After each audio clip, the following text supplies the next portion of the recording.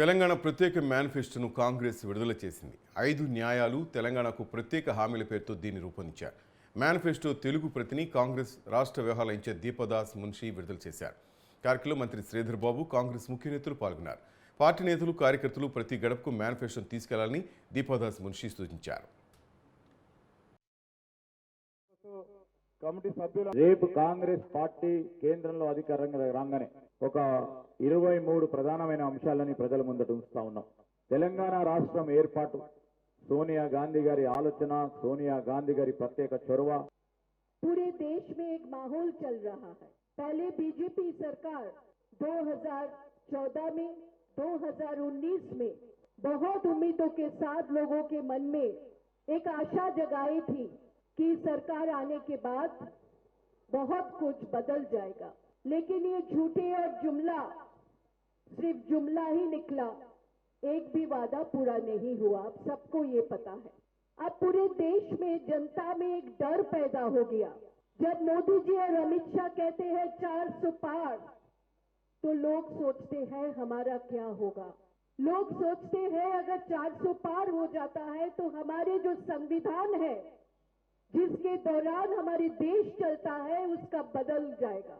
और ये बदलने का डर आम जनता में जितने दिन गहरे से ये उभर रहे हैं, उतना ही लोगों में डर पैदा हो रहा है. एक तो मोदी जी ऊपर से ईडी का, सीबीआई का, आईटी का डर रखा है, ऊपर से संविधान बदलने का डर भी लोगों के मन में ये संकटजनक परिस्थिति पैदा कर रहे हैं. लेकिन मोदी जी भी खुश नहीं है. అన్ని వర్గాలను దృష్టిలో పెట్టుకుని మేనిఫెస్టో తయారు చేసినట్లు మంత్రి శ్రీధర్ బాబు తెలిపారు. ఇందులో 23 అంశాలు చేర్చినట్లు అన్నారు. కేంద్రంలో అధికారులకు రాగానే విభజన చట్టం హామీలు అమలు చేస్తామన్నారు. క్రీడలను ప్రోత్సహించేందుకు కృషి చేస్తామని తెలిపారు. యువత కోసం వివిధ యూనివర్సిటీలు తెస్తామన్నారు. మేడారం జాతరకు జాతీయ హోదా కల్పిస్తామని చెప్పారు. సుప్రీంకోర్టు ప్రత్యేక బెంచ్ను హైదరాబాద్లో ఏర్పాటు చేస్తామని పేర్కొన్నారు. రేపు కాంగ్రెస్ పార్టీ కేంద్రంలో అధికారంగా రాగానే ఒక 23 ప్రధానమైన అంశాలని ప్రజల ముందట ఉంచుతా ఉన్నాం.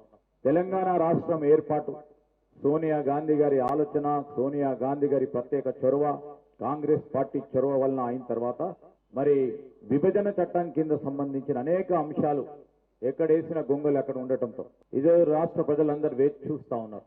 కేంద్ర ప్రభుత్వం, కాంగ్రెస్ పార్టీ ప్రభుత్వం రావాలి. వస్తే ఈరోజు ఆంధ్రప్రదేశ్ పునర్వ్యవస్థీకరణ చట్టం 2014 సంబంధించి ఈరోజు యావత్ రాష్ట్రానికి సంబంధించిన ఒక ప్రధానంగా కీలకమైన కొన్ని అంశాలను మిత్రుల ద్వారా ప్రజలకు తీసుకెళ్లే కార్యక్రమంతో పాటు రేపు కాంగ్రెస్ పార్టీ యావత్ కార్యకర్తలు, నాయకులు ప్రతి ఇంటికి పోయి కేంద్రంలో అధికారం రాగానే ఈరోజు విభజన చట్టానికి సంబంధించిన కాజీపేటలో రైల్వే కోచ్ ఫ్యాక్టరీ కానీ, బయ్యారంలో ఉక్కు కర్మాగారం, అదేవిధంగా Indian institute of management IIM, Hyderabad Vijayawada జాతీయ రహదారి పక్క నుండి ర్యాపిడ్ వేగవంతమైన రైల్వే వ్యవస్థ, మైనింగ్ విశ్వవిద్యాలయం, ఇవి విభజన చట్టానికి సంబంధించిన మరి ఒక ప్రత్యేకమైన అంశాలను యుద్ధ ప్రతిపాదిక మీద తీసుకొని అమలు చేసే కార్యాచరణ తీసుకుంటామని తెలియజేయడానికి ఈ మేనిఫెస్టోలో ప్రధానమైన అంశాలు కాగా